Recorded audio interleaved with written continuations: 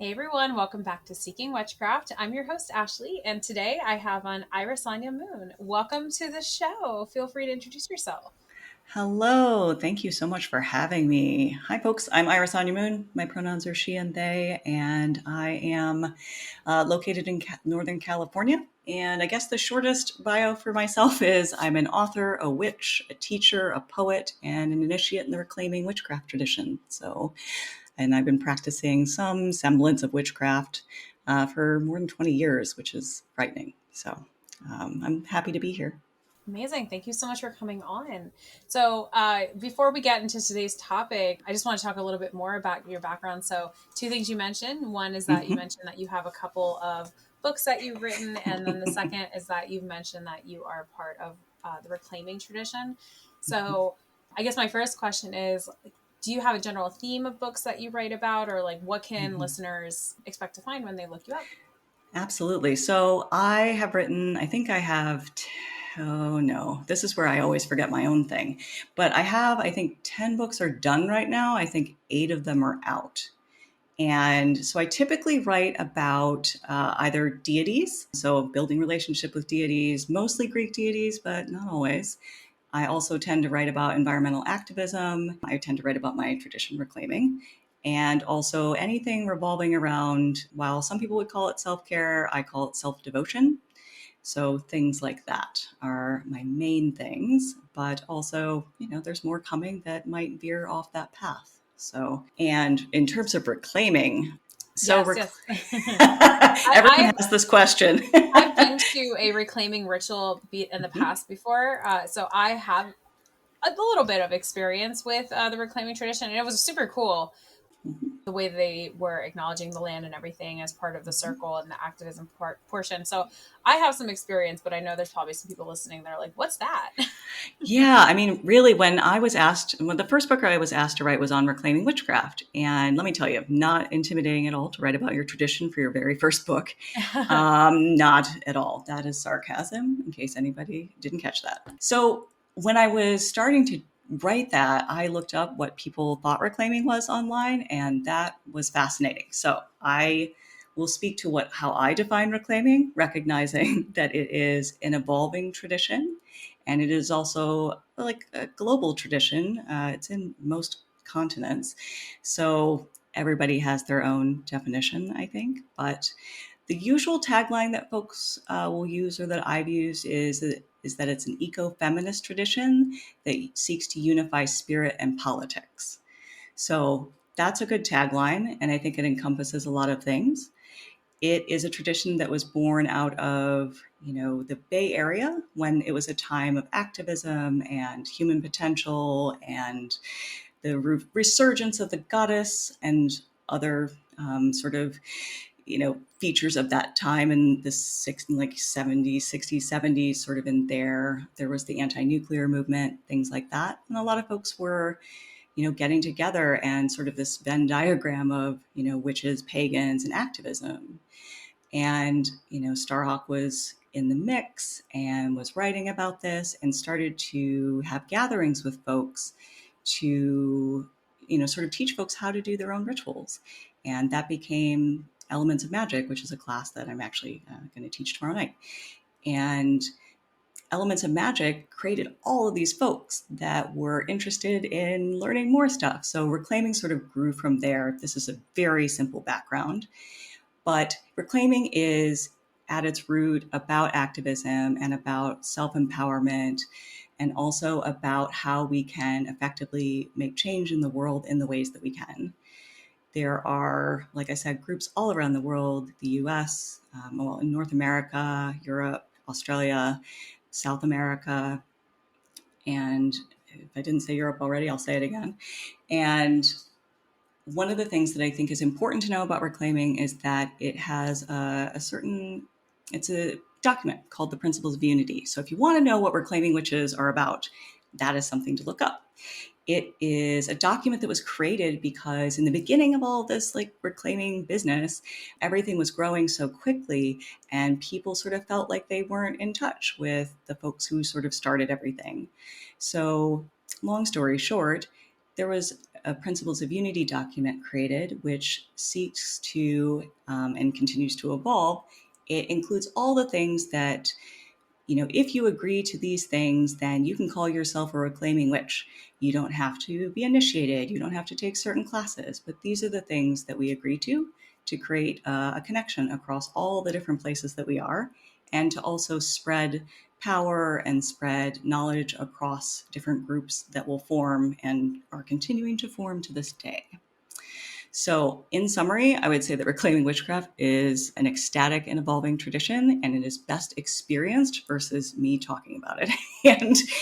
But I personally started with reclaiming just by reading Spiral Dance, and then realizing, oh, the people in that book are real, and then moving out to California and meeting those people, a lot of them, and then finding myself at a witch camp and going, wow, I'm at home.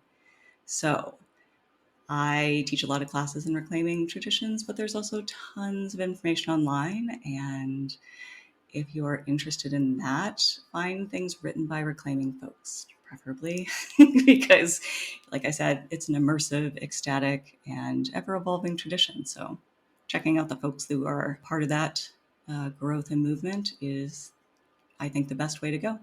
We also have a lot of public rituals in the Bay Area. So come on out and find us. Yes. Amazing. Thank you so much for going into that. Like I said, I've been to a reclaiming ritual, and it was a really cool experience. They did a witch festival back where I'm at. So, yeah. And also, it was really great to have you explain that too, because I know reclaiming is not as publicly known, I think, as some of the other, mainstream, quote unquote, forms of witchcraft, like eclectic Wicca or initiatory Wicca. So, yeah, thank you so much for going through that. Well, it also is so expansive and sort of ever evolving, like I've said a couple of times. So it's hard to sort of nail it down and to sort of be like, here's what it is. I mean, there's so many folks in the tradition, and things I'm going to talk about today are not things that everybody in reclaiming thinks. So I think it's really best experienced by, meeting some folks.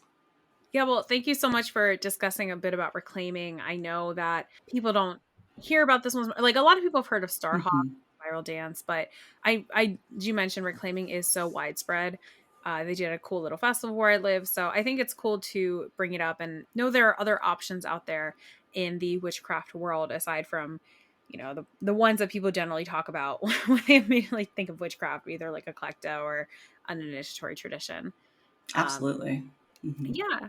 So on that note, let's go ahead and we'll transition to what we're going to be talking about today, which is how to build and develop a relationship with deity. Yes, I'm so excited. This is my favorite thing to talk about. Yes, yes, yes. When we got connected and you brought this idea up to come on the podcast, I was so excited about it because I was thinking to myself, oh my gosh, this is something that people ask me about all the time of how can they develop this relationship with the gods or a god or anything out there. And I haven't had the best answers because I think there's a little bit of a personal touch that people need for this. But I am super excited to delve into this and give people more ideas and hear this discussion about how to, be able to develop these relationships. Absolutely. I agree. It's one of the first questions I get too. And I think sometimes it's framed as, oh, I have to have a relationship with a deity. And I would just say real quickly, no, you don't. So That's true. You don't have to. no, you do not have to. But I'm a big fan, so I'm going to promote it. So So I guess this might sound not silly, but some people might not even know what the word deity yep. means. And Yep. part of the reason that actually came up was because when I was talking it was funny. I was talking to my personal trainer about that I was going to record an episode about this topic. And he was like, what's a deity? And I was looking at him like, you don't know what that is? And so, yes, for those who don't know what a deity is, I guess we should probably start there. That's probably a good place to start. So deity in its definition in a dictionary is a god or a goddess. So a spiritual being, a supernatural being. It probably can expand to include other things that I'm not thinking of in this moment, but that's the most frequent answer that I would give. Yeah, and I would agree with that. And then I know there's usually a follow-up question that people will say, "Well, I've heard about," and I God, if I say this word wrong, I am so sorry. People say, "Well, what are these different pantheons I hear about?" And, Mhm. like they'll hear about Greek or Roman or Egyptian, and I'm like, "Well, that's kind of defined in the Yeah, first part of that."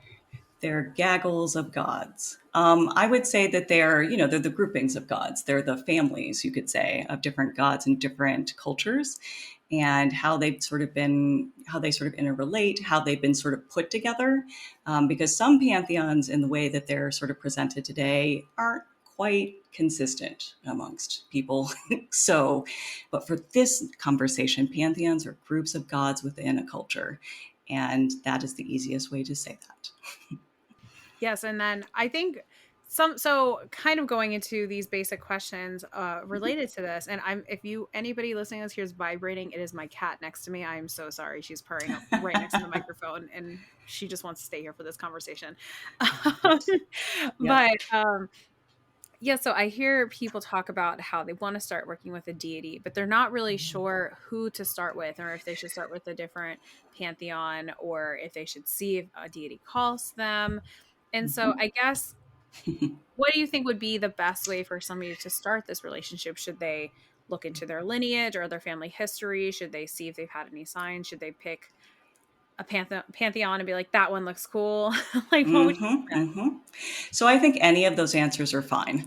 What I would say for me and myself, and the way that I look at it now, is I would actually start and take a step and go, why am I doing this first?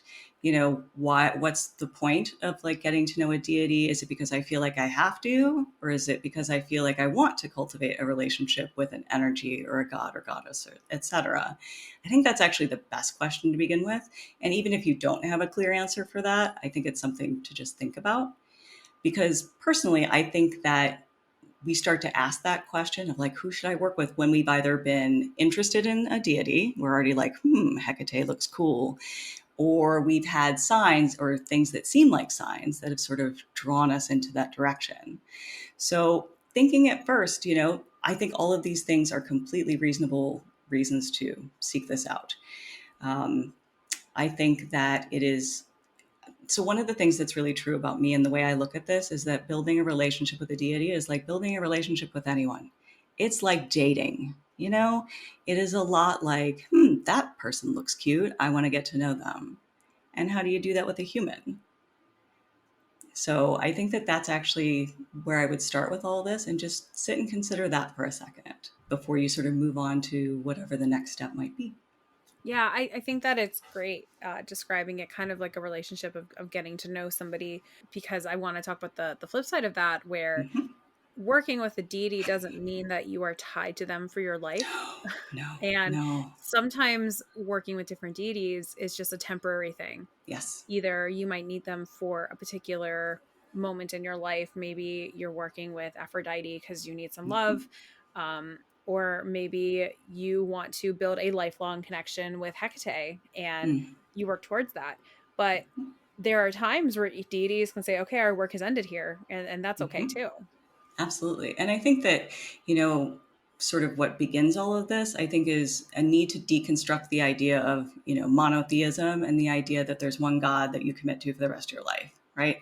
A lot of folks have been exposed to Christianity and that sort of situation. And so it seems like that's what we should be aiming for. And that's not necessarily what we should be aiming for. Just like in human relationships, not everyone is monogamous. Not everyone wants to just hang out with one person for the rest of their lives. And that's great. So I think the biggest thing in all of this is thinking about what kind of relationship do you want to have?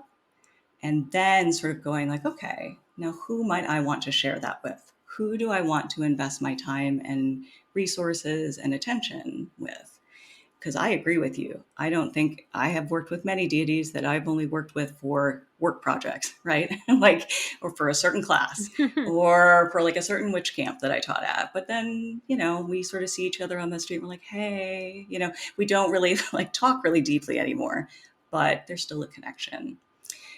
So I think framing this all in the human sort of relationship sort of scenario is really helpful and also creates a bit more access than I think sometimes books make it sound like. Sometimes it makes it sound like, deities are way up high and inaccessible, and we need to be really proper and really dedicated and committed all the time. And I don't think that's always true. Yeah, okay. I love your mention of Christianity with deities because I came from Catholicism, Me which too. is a monotheistic religion. So Hmm. when Hmm. I first got interested, or I should say, when I was first becoming more serious in witchcraft and Wicca, I remember hearing about a god and a goddess, and coming from a religion where there's just one god, I was like, what do you mean there's two of them now? Like Hmm. that was a Hmm. little bit of a harder pill for me to swallow, to see if that really vibed with me, because initially I was like, whoa, what do you mean there's two now? And Hmm. that doesn't even touch on polytheism. And No. are all gods one god, or are they all separate gods? That's a whole other topic. Ah, um yeah. but I don't know. I remember when I was really going through this and seeing how this vibed with me. It took some time, and it wasn't Mhm. anything that I was forced into believing by any means. I had my own experiences that led me to my own conclusions. But yeah, sometimes you really just have to take some time. and, Mhm. and if right now you're listening to this and you're coming from a similar background of like, oh, I was raised with Jesus as the only God, really, Mhm. and this idea seems scary or not feasible for you, think about it. Like, don't feel like you have to make a decision instantly of what your beliefs are. I think the No. spiritual journey is long lasting. There was something else that you said at the end here now, and now of course it's slipping my mind. But it was the Mhm. last thing Mhm. you mentioned, and maybe it'll come back to me later. Yeah, I mean, I think, there's so many things to talk about this because my brain, also expands every time I talk about this. Thinking about your experience with Catholicism too. I also was raised Catholic, and my big thing was Mary. I was big into Mary, and I still am to a certain extent. So, what else was I talking about? I was talking about things like you don't have to choose just one. You can go slow. You can, yeah, who knows what we just said. So Who knows? It's thanks, okay. editor. So thank you. I have a whole outline here that I usually go through. So yeah, who knows where we're at in it. So it's Yeah, like dating. I did say it's like dating, which it I is think like is dating. real talk. Yeah, it's okay. It'll come to me later, and I'll be like, oh yes, this other thing. It's all good. All good. So, for people who are just starting out and looking to Hmm. build a connection with deity, what would you recommend in Hmm. terms of, I don't know, is there like a starter god? Like a starter god? I know that sounds awful. I'm sorry. Oh, I I, love that. No, I think that's great. I think that's such a valid question. So, first of all, because let's see, when I first started out, I had a meditation that I did, and I can't remember what the goal of it was, but I met a deity in that who didn't have a name and who eventually I figured out was Gaia, or at least I think that's true. So I get it. You sometimes when you're thinking about deities and wanting to build something with them, who's a safe one, who's an easy one, and who is somebody that I'm not offending by starting out with them and not knowing what I'm doing necessarily. I think any deity is going to offer things that might not be easy. So I'm not sure there's just one. So, what I might offer is thinking about any deities that seem interesting to you. I think that that's a good way to begin. And again, I kind of go back to that whole dating metaphor because I think that's real. And I think it's easier to understand. Like, oh, I like this deity because they do this, or they're involved with this, or I learned about them in this story. Move towards that and see what happens. You don't have to stay there forever. You can do just one date. You don't have to do a whole series of them, but maybe just going in a direction that's just interesting. I know a lot of folks started out with Egyptian gods after reading Book of Shadows by Phyllis Karat or other gods from other books. I think that if you're interested, that's a good starting point. yeah, I can agree with that. And I also think if people are having some trouble needing to brainstorm, you can look into your family lineage, look Mm-hmm. at history and see perhaps, if you go far back enough, you could see where your ancestors are from and if there's any deities associated with them. Mm-hmm. You can Absolutely. also, yeah, you can also look at the signs in your life. Mm-hmm. And Mm-hmm. I say this with a grain of salt because not everything is a sign. But Mm-hmm. the other Mm-hmm. part of that is that sometimes signs are only for you to understand. And so Yes. I see a lot of people going on the internet saying, "Oh, is this a sign? Is this a sign?" Mm-hmm. And it can be validating to get that second opinion from somebody on the internet, even if it's a complete stranger. Absolutely. But sometimes these are really just meant for you, and you are going to be the only one who fully understands if it really is or not. Yes, I would say that, like, I have a personal story about that. My name is Irisanya because of a story like that. Oh, okay. Because I took a sign as something that meant I was going to work with Iris.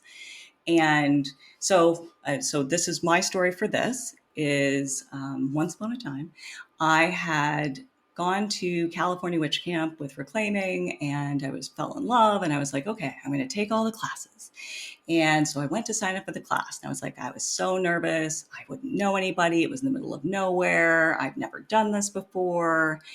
And I was, filling out the registration form because we had to fill it out with pen and paper back then, and was filling it out. And then I looked outside, and it was the most brilliant rainbow I'd ever seen, and it just struck me in that moment. And so the first thing that often happens with deity relationships is you go onto Google and I typed in rainbow goddess because I As you didn't do. know, as you do, sure. So, I mean, it works.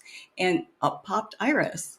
And the way she was described were words that people have used to describe me in the past.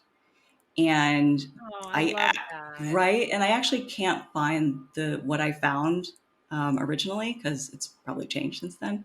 But that was how I sort of said, I think you're interesting. I think we need to get to know each other. I love So that. I think that that is completely plausible. And then Aphrodite sort of hit me over the head with things. So, everyone's a little different. And I think that staying open to, I think signs is fair, but also even if you're creating the signs, I think that's still something to follow. So let me ask, how can somebody just concern if a deity is calling out to them or if somebody's just simply drawn to them? I actually don't know if you can. I think that what you will probably find is that if you follow that and it becomes clear that you are learning things from it, that you are seeing ways that your life is shifting because of that relationship, that seems like a call. But also, you could do that just by working with somebody you find in a book. So I'm not actually sure if it needs to be validated if it's real or not. I think that learning and growing and finding yourself is valid in a whole bunch of different ways. That's fair. Well, then let me ask the other side of that then, so in your opinion, Mm-hmm. when, let's say somebody wants to work with Hecate, for example, Mm-hmm. and I don't know, they pass by a billboard on their way to work every day that has a giant key on it. And then they think, okay, well, that's her reaching out. But in reality, it's just a key. Maybe Mm-hmm. it's a real estate agent. Who knows? Sure.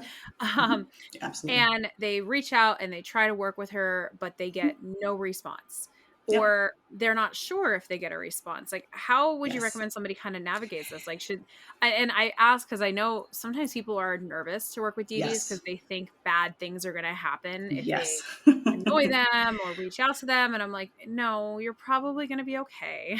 Uh-huh. You know what? Thank you so much for saying this because I hear this a lot too. And so here's what I would say is that, again, like any relationship, some of them just don't work. And so what I would say is that, when I get the question of, oh, I'm reaching out and nothing's happening, I often, pose the question back, well, how are you contributing to the relationship? Are you, looking into their stories to sort of get to know them? Are you perhaps creating an altar space? Are you leaving offerings? Are you invested in a relationship that doesn't just look like I told the deity things and they should do stuff for me? I don't think deities are gumball machines. That's something I often say. So I would look at all those too. What are you bringing to the relationship too? Because I think the gods are much more interested if it's reciprocal than if it's one sided. Yes. So I have a deity project that I give to my students when I'm training them in outer court, Mm-hmm. and it's to work with a deity every day for a month. Mm-hmm. Um, and actually, we make it kind of fun. We make them pick a deity that they have never worked with before. They have no real knowledge of. They have to do a little bit of homework and they give my high priest and I a little list of some deities, and then we choose for them from that list. Or sometimes in the past we've been like, yeah, no, you're not doing any of these, and we Mm-hmm. we give them a completely different deity. So far the people that we've done that to have been really excited of the deity that we've given them. But Oh, good. in this assignment, what we have people do is they have to do their research and on the deity that's selected, and then they have to work with them every single day for an Mm-hmm. entire month. And Mm-hmm. in that month, they have to do something for a quote unquote sacrifice. Mm-hmm. And along with that, the purpose of this ritual is, or not the purpose of the ritual, but part of the ritual is that they cannot ask for anything. It's literally Mm-hmm. just for them to introduce themselves to this deity and see if Mm-hmm. perhaps they can just acknowledge them or have some sort of friendly relationship with. And the sacrifice, just going back on that a little bit, it's not, it's not like a human sacrifice, nothing like that. Sure. It's something they're going to have to do every single day for a month. So we Mm-hmm. tell them pick something that is a sacrifice in some way, but it's something that Mm-hmm. you can do every day. So, Yes. for example, 10 minutes of meditation in the morning, exercising every day for a couple of minutes, going outside and saying something to the sun. Um, Mm-hmm. Planting something in the ground if this if the weather is nice, picking up litter outside, like something that is in Mm-hmm. service of that god that can relate to them. Yes. But something you could do that takes a little bit of your energy. Mm-hmm. And we've had some whenever we've given this assignment, we've had people who have continued to work with these deities even though they had no base knowledge of them and have had fantastic relationships with them. Yes. um so just something Mm-hmm. for people to consider if anybody's sitting here thinking, well, like, how do I start a relationship with a deity? I don't know anything about them, or I don't know who to pick. That's something you could do. Yeah, Just as an idea. absolutely. I think that is, one of my favorite quotes right now is by Mary Oliver, and it goes, "Attention is the beginning of devotion." Oh, I love that. And right. And I think that is what really folds into all of this. How can I pay attention? How can I offer my attention? Our attention is, in such short supply these days, or just, all over the place. It's such a gift. And I think that is, for me, what's important to remember in deity practices and deity relationships is that, when we give them attention, it's not about getting something back. It's also keeping them alive. And to a certain extent, keeping ourselves alive too in that story and in that interaction. Absolutely. I think we can. I have so many things I can say about this, about having a worship Mm-hmm. relationship versus one where you are paying them in some way and asking for something back. But I do want to take a short break, and we'll Yes. be back in a minute to continue the conversation. Hey there, ladies. Let's talk about something most of us can relate to: PMS. And you know what I don't miss at all? That vicious week before the period where I just felt like crawling out of my skin. Skin that was just covered in pimples, and with the cravings, I could have just devoured an entire chocolate cake. But hey, now it's easier to manage PMS with Estro Control. Estro Control, brought to you by Happy Mammoth, is a game changer. It's packed with science-backed herbal extracts designed to help support hormonal health, especially for those of us who suffer from PMS. Here's the science behind it. Estro Control works by supporting your liver where hormones like estrogen are processed. When estrogen isn't processed well, hello PMS symptoms. Think spots on the skin, cravings that hit out of nowhere, and those sudden dips in mood. Estro Control was created to give you back control over your life because, let's face it, PMS can feel like it's stealing a week out of our lives every month, and that's just not fair. And here's the best part. Estro Control is tailor-made for women like us who are premenopausal. Don't let PMS hold you back. Try Estro Control today and reclaim your month. For a limited time, you can get 15% off your entire first order at happymammoth.com/Ashley. Just use the code Ashley, ASHLEY, at checkout. All right, welcome back. Thank you. So we were, of course, we were just talking about this concept of having a reciprocal relationship with the deity, or potentially not having a reciprocal, well, kind of Mm-hmm. relationship, having it more as a worship. So I guess, I don't know. I think in terms of this concept, I was going to ask, like, which one you would recommend for beginners, but I think it really also just depend on the person and Mm-hmm. the reason for their relationship with the deity, and possibly the deity themselves too. Right. And I think that that's all part of the getting to know them process, sitting around and making space for them in your lives. And, one of the best, I would say the best practices in the beginning of forming a relationship is just listening or just being in places where you can imagine their energy or imagine them being, sinking into the stories, reading different translations of things. All of that is figuring out what to do next and what this relationship might look like. But also part of it, I think, too, is you really getting honest with yourself and saying, like, here's what I want, and just being honest about that. Because like in any relationship that you have, if you have expectations that you're not saying, it's just setting yourself up for resentment or not a good time. And so again, I always want to bring it back to, like, what would you do with a human? How would you do this, or how would you hopefully do this with a human? Because that is building a foundation from which who knows what's going to happen next. My deity relationships have all been unfolding in ways that I would never have predicted from the beginning, ever. Absolutely ever. I never wanted to work with Aphrodite. I didn't. And I now have tattoos and a book and a whole bunch of work that I've done with her.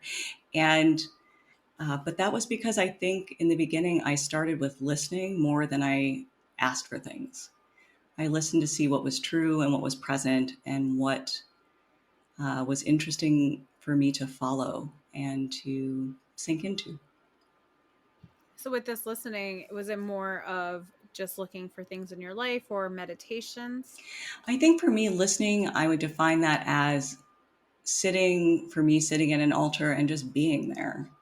I think it is also listening with my eyes and senses to what might pop up in the world around me. I clearly remember sitting at a coffee shop in San Rafael and thinking about, I guess, deities. I can't remember exactly what I was thinking about, but all I knew is that I looked out the window and there was a store called Aphrodite that I had never noticed before. Um, I love when stuff like that right? happens. I love that too. You're like, magic is real. It's real.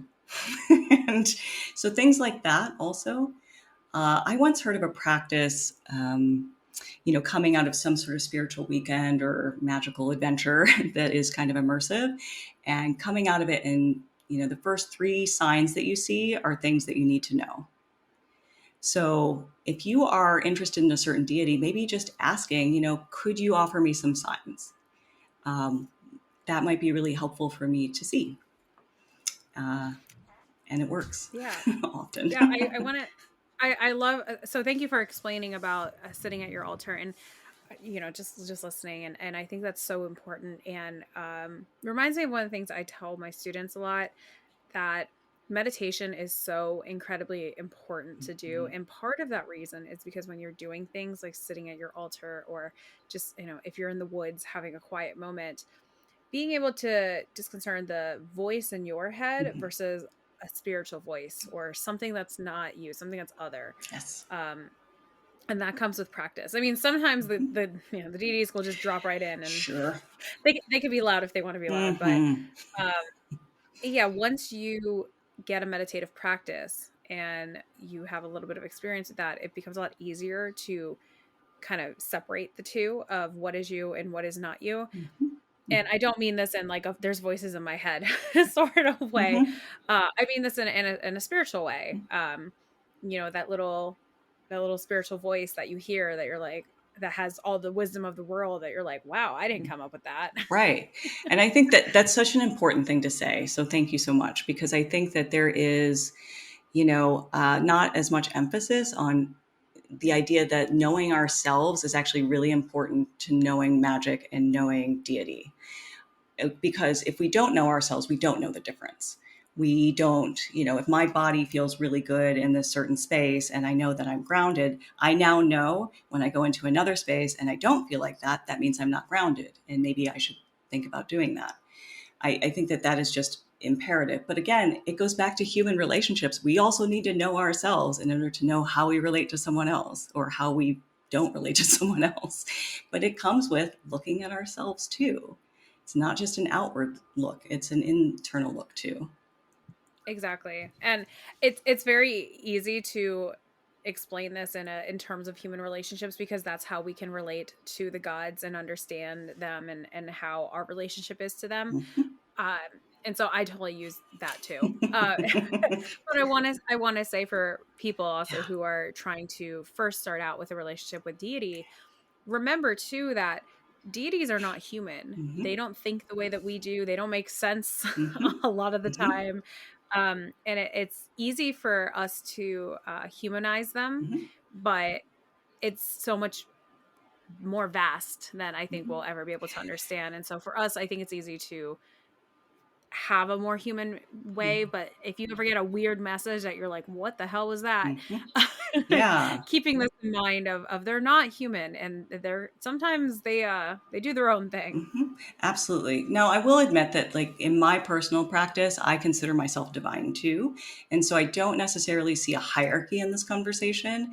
I see it as me recognizing the divine outside and inside of myself. So, and I also think the gods have way more perspective than I do, and way more history than I do. So, I think that that is also true. But my thing is just that, in this conversation of like the gods aren't human, and that's true, I would just love for folks to remember that you can be in devotion without being in supplication to deity.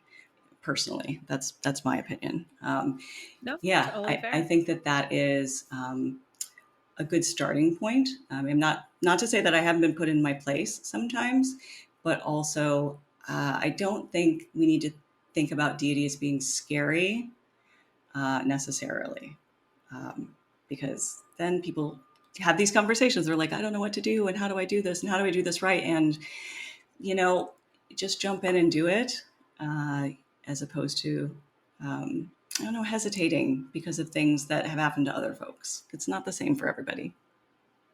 Yeah, and I think, as people get into their deity worship too, especially if they're worshiping multiple ones, I think they learn over Hmm. time, like what Yeah. the deity wants, and they hear that voice a little bit stronger every day. Hmm. For example, I know with Hecate, she does not like sharing her space. So if you have an altar and you It's have, true. let's say, Hecate on one side, and you know what, why not? Let's say they have Pan on the other side. Hmm.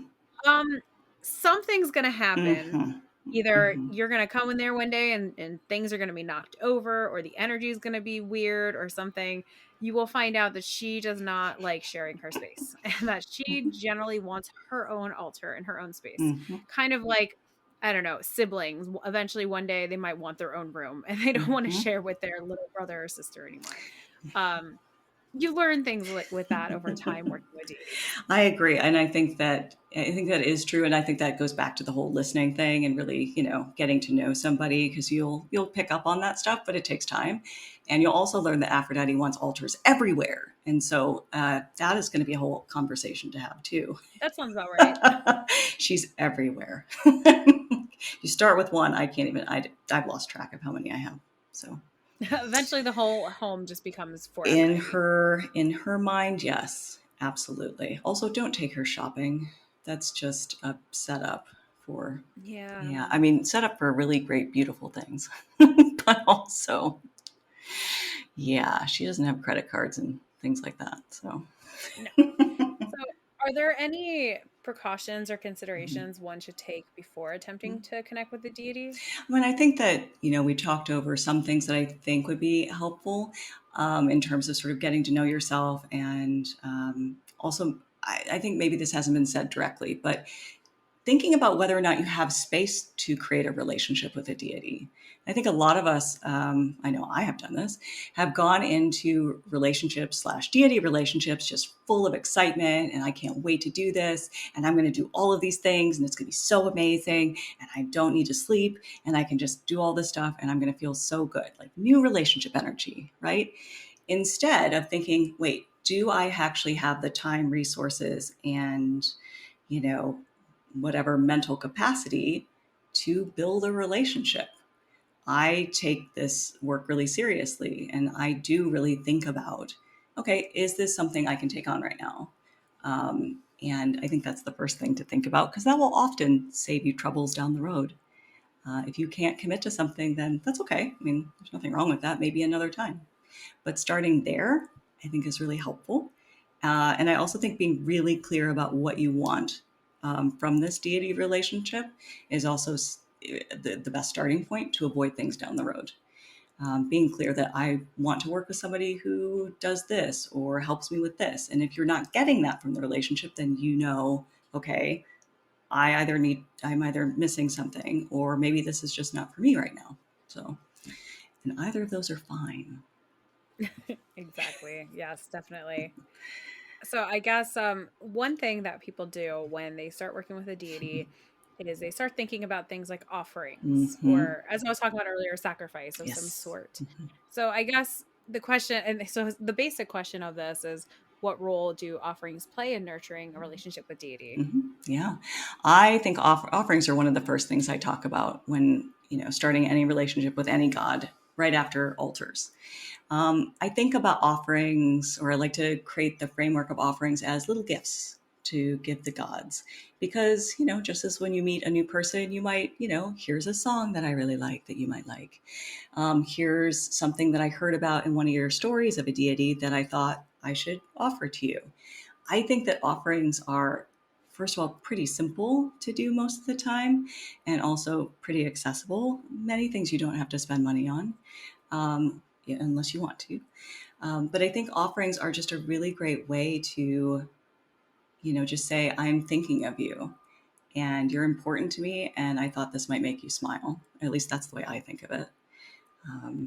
Definitely. Aphrodite gets little things every now and then, and usually Oh, some beautiful thing. Like if I find something that's beautiful, great. If I have chocolate, she usually gets the chocolate for at least a little bit, and then I ask her for it back. But sometimes, and maybe she blessed it. It's okay. exactly, sometimes it's like that. So I'm a big fan of offerings, and also just being really clear with folks who are new to this. They don't have to be big and grandiose things. You don't have to, fill the room with flowers. I mean, lovely, but probably not necessary. A little love bomby. So, um, but I also think that one of the things that's important to say in offerings is that you're going to go online or go to books and see lists of offerings and go, oh, those are what I'm supposed to use.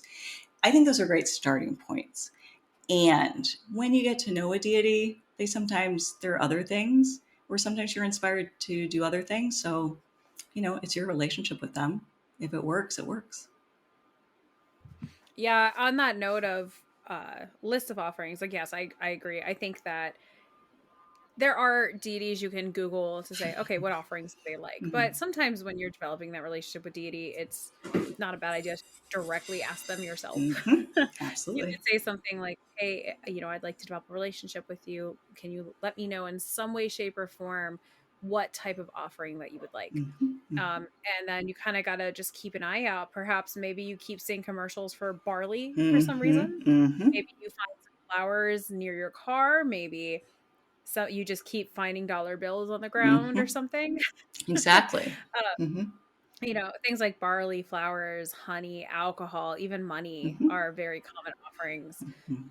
Money is a little bit usually different types of spirits will like that, Mm-hmm. but yeah, I definitely also want to back up what you said. You don't need to have these grandiose things. You Yeah. don't need to get a bouquet of flowers every other Oh day God, no. or fill an entire bowl with honey.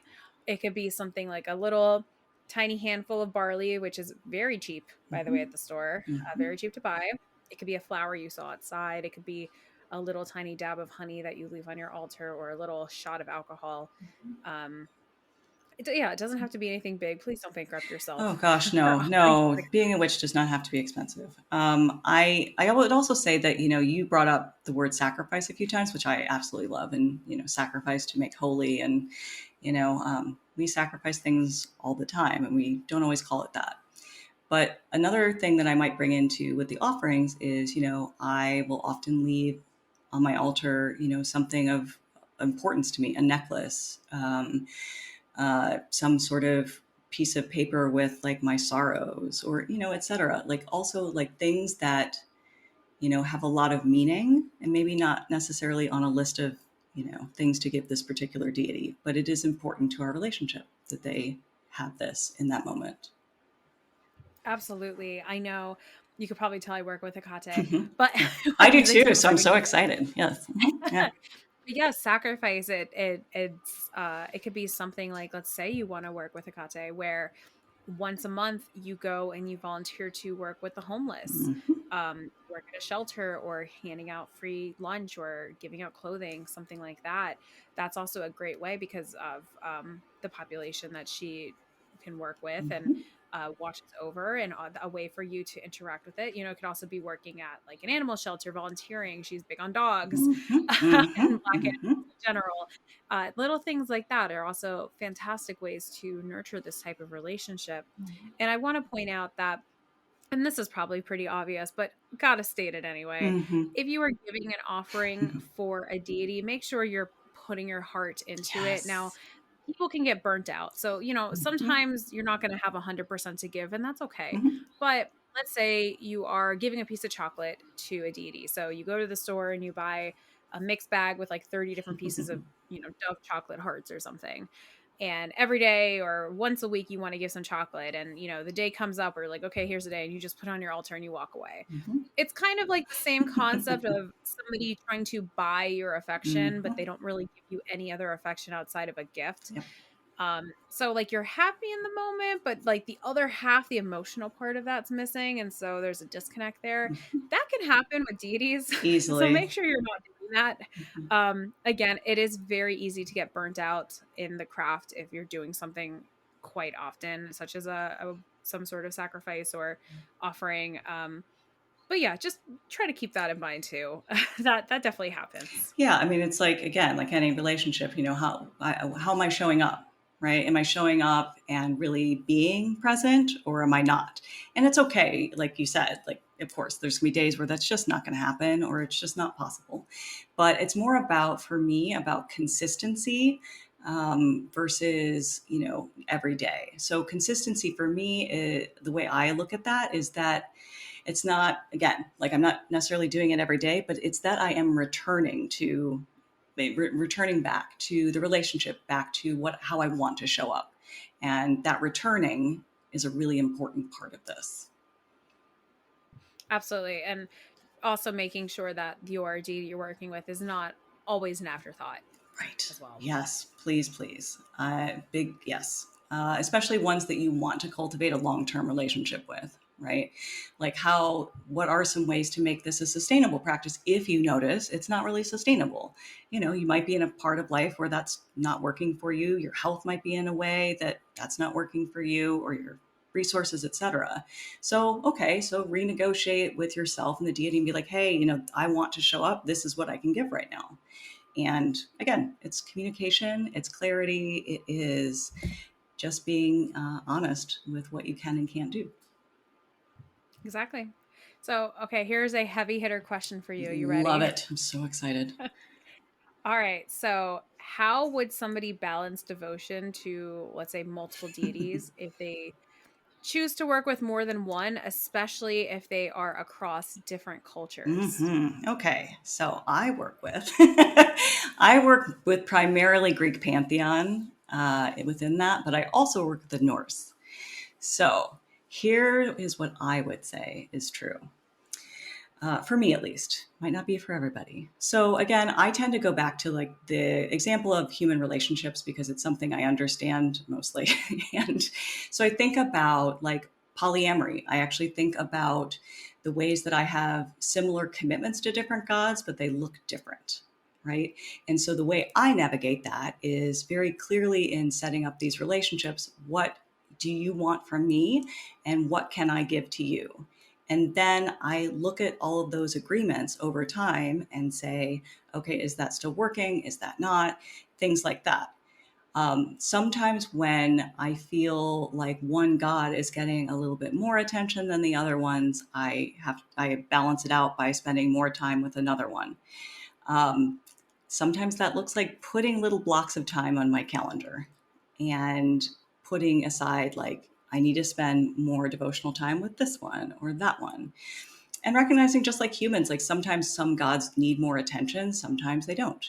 But I just constantly am in sort of an evaluation communication with the gods to see what needs to shift or what doesn't. And to be fair, like in some of those interactions, some gods have dropped off of my sort of like current cast of characters, I guess, or family. Um, and across pantheons, I personally haven't had to negotiate any difficulties with this. And I think it's because primarily I work with Iris, Aphrodite, Hecate, and the Norns. I work with other Greek gods too, but those are the four that have stuck it out. And the Norns aren't really, not necessarily deities, they're time itself. And so that feels like there's not really an opportunity for conflict with other gods if you're time and fate, or at least it hasn't happened for me. So I think that, looking at how they might play together and how they might interact is always helpful. But also I think that if you're called to gods, you should work with them and see how it goes. And conflict happens in the best of relationships. And how do you meet that? How do you work with that? That's true. Mm-hmm. And if you sit there and if you do your homework and you approach it respectfully, then if a god's calling to you and the signs are hitting I you over the head, mhm. then sometimes you can't say no to that. I agree. I mean, I think that that's, part of so many conversations about working with gods across cultures. I think that I support folks working with gods from different cultures. I don't support people working with gods from other cultures and then saying they're experts in it when they haven't had like lived experience The in the cultural cultural. background. Yeah, I think that that's Yeah. tricky. But I think that your own personal navigation of that is fine. I think that because, that's between you and the God. I'm not going to say anything. But if you're bringing out into the public and sort of engaging with it as though, you've been buds forever, I think that's tricky and also appropriative. Exactly. Mm-hmm. Yeah, I agree with that. Mm-hmm. Cool. All right. So here is one more heavy hitter question as we get towards the end of this episode. Love But it. what advice would you have for people who want to work with a deity, but they struggle with skepticism or being doubtful of the entire process? I think that is, I would say, first of all, that's so normal and healthy. I think that is great. I think that honestly, that is a really good starting point for working with deities. One of the things that I tend to think about with magic is that magic is the suspension of disbelief. And I think that, it often is. There often is a part of me that has to say, okay, that doesn't seem like that could happen, but what if it could? And so I think approaching a relationship, if you are so called, even in the smallest, slightest way, is to approach with curiosity as though you are meeting somebody who excites you, like as though you're meeting someone who could potentially be like the love of your life, if you want to use that phrase. How would you approach that? Approach with curiosity, approach with, a willingness to ask questions, a willingness to meet them where they're at, a willingness to meet you where you're at in this whole relationship. But I think that is the best way to begin. At least offering yourself the possibility that there might be something beyond what you have already experienced in your life. And I think that's the best we can do as humans too. Yeah. And I don't think people have anything to lose No. too if they are a little skeptical about it, but want to just try it out. Mm-hmm. I know I came into witchcraft and Wicca in a very skeptical, realistic mindset, but I still very much was interested in all of this and wanted to see if there was truth behind, Yes. what I'd heard the whisperings of in the woods, Yes. like shit like that. Mm-hmm. Um, and so I stuck with it for a long time. And I was doing all the projects and the assignments and really dedicating myself to it because I was like, well, what do I have to lose? Maybe there is something to this. Mm-hmm. And over time, I had multiple experiences that one namely the one big one I think of is actually was related to a deity Mm-hmm. where I couldn't deny Mm-hmm. that anymore. Yeah. I will say it took me a lot longer than the people I was training with, Mm-hmm. and that's okay Mm-hmm. because everyone's journey is their own. But yeah, sometimes you don't have anything to lose. Mm-mm, Why not no. try? And also that it you're not more valid in your magic, witchcraft, whatever you call it, for having a relationship with the deity. It's okay. You don't have to. 100%. And I think that, it's just as wonderful to build a relationship with the tree in your yard, with the ocean that you go to every week or whatever. Those are all great things too. And also, we're also a part of this world. We're in relationship with the elements all the time. So, I mean, deities are something that are really helpful for some folks and also not for other folks. But if you want to try it, I agree with you. I don't think there's harm in it. And I think that more often than not, you're going to learn something about yourself that you might not have learned in another way. I completely agree with that. I don't think you have to work with gods to be a witch Yep. or be involved in witchcraft. I think, just as you said, sometimes the tree in your yard Mm-hmm. is all the connection that you need to really get you where you want to be going. Mm-hmm. Yeah, I completely support animism. So you don't have to be a Yeah, deist. I do too. You don't. I think that honestly, when I say about, why am I trying to work with a deity? I think that that's the question in all of this. Am I working with a deity because this is what I've always known from Christianity? So I'm just trying to do it in this way. Or are you actually trying to like build a relationship with a deity, which is, not always the same thing. So I think it's all about like, consider your motives, consider your goals, and have fun, because the gods really do love to be celebrated and engaged with, at least in my experience. And they have taught me so much that uh, I I can't give them enough thanks for it. So I love that. Yeah, same here. I wouldn't trade any of my experiences with deity for anything. I've really grown so much from it. absolutely. I mean, I think that, as just one little bit that I want to say is that because Aphrodite is sort of like, hey, I never wanted to work with her because I thought she was superficial and, just kind of a fluffy bunny Barbie bit. And those were my words back then. And then I realized that encountering my own relationship to love and worth and beauty and initiation is the hardest work I've ever done. And that continues to be that. So, not all gods are going to maybe teach you the things you think you need to learn. and, but stay open to it because it could change your life. So, for those who want to learn a little bit more about this topic that we talked about, do you have any suggested resources they could look into? Well, I mean, I don't want to be too self-serving, but I will say No, no, please. that I've written quite a few books on various deities, and they're part of the Pagan Portals series at Moon Books, and they're meant to just be introductions to sort of encourage you to like maybe explore further. So I've written books on Aphrodite, Iris, on the Norns, on Gaia. I have Artemis is coming out April 1st, and Circe is coming out in November of 2024, and then others are coming in subsequent years. But I think that looking at, I would start sometimes with, I would say, first of all, start with source texts and things like that. If you're interested in the Greek, go to Theogony and go to the Iliad and go to the Odyssey and, read different translations of stories and meet the gods there. Meet the gods in their various forms and stories and soap operas, if you know anything about the Greeks. So, which is why I love them so much. But starting there, I think, is always good. There are plenty of books that sort of not only give historical context for the gods and their stories, but also give personal experiences. And I think having a balance of that is really helpful. The only thing I would caution folks with is that so many translations in so many pantheons were done by old white dudes, and that's can create bias in some of the stories, or has, I should say. And I would encourage folks to find a whole bunch of translations, and there are many more that don't involve the old academic dudes. And so I would encourage you to look up different versions of the stories too, because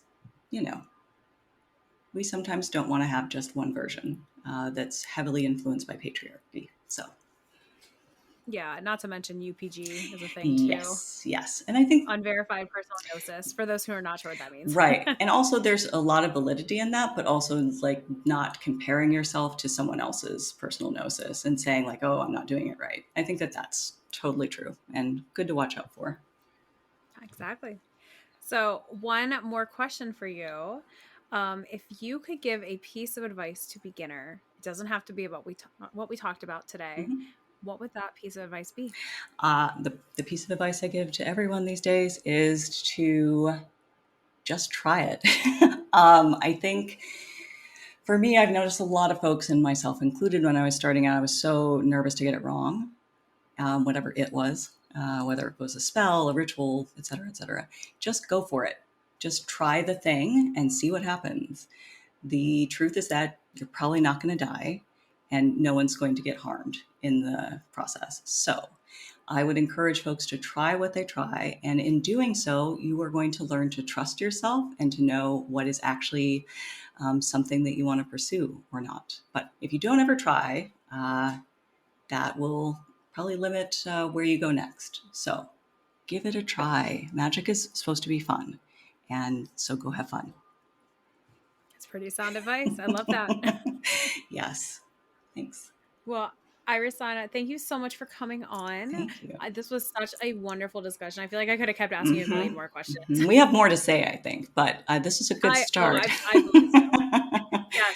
I mean, hey, you talk about deity and you're just opening a world of possibilities. So many things. So many things. Love the gods. Absolutely. Mm-hmm. So, for those who want to get in contact with you or hear more about what your books are or anything, how can people find you on the internet? Where can they buy your books? Tell us where to find Where you. to find me? So there aren't, I don't think, any other Irisanyas. So it's very easy to just Google me and you'll find a bunch of things. But I've also tried to consolidate things. I have a website. It's irisanyamoon.com. It has a whole bunch of things. It has my classes. It has my books. It has pieces of my writing. And also you can sign up for a newsletter that comes out every new moon-ish. And that's the central location. In terms of social media, I am on Facebook. I am on Instagram. I have a growing TikTok account, which is full of strange, meandering things, but I love it and it's fun. I also have a lot of things on YouTube. So you can find a lot of presentations that I've done. You can find trances that I've led that you can listen to. And that is a great place to sort of get to know sort of my teaching style or my presentation style a little bit. And you can find my books on anywhere at all the various, booksellers, Amazon, Barnes & Noble, et cetera, but also my website. And also I have a bookshop.org storefront if you want to look for that, but you do you. And most folks have said that they could ask their local bookstores to order it, and Moon Books books do get out. They do get around, so I've seen them in multiple countries. So you could probably order them directly too. Amazing. Yeah. Yes. Please, please, please ask your local metaphysical shops to carry books that you're interested in. They are usually more than happy to do that. Yes, absolutely. So, yeah, I think that those are the best ways. And also, I really love to chat with folks. So you can contact me through my website or through all my social media, and chances are I will get back to you. So. Amazing. And I will put all of that in the bio as well for this episode.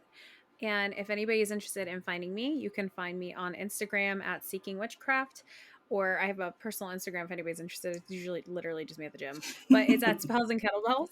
Love it. I'm on Twitter at Seek Witchcraft, Facebook at Seeking Witchcraft Podcast. There is a Facebook group called Witches Seeking Witchcraft if anyone's interested. And if anyone would like to support the show, you could do so at patreon.com/Seeking Witchcraft. Wonderful. Thank you so much, Ashley. I really appreciate it. Absolutely. Thank you so much for coming on and talking about this topic with me. I mean, like I said, I think we could have just kept going all day. We could have, yes. I think that we would close everything down. Yes. Yes, absolutely. So thank you again for coming on, and thank you to the listeners, and hope you all enjoy the rest of your day or evening when you're listening to this. Yeah. Thanks, folks. Enjoy your devotions. Yes, yes. See you later. Bye-bye.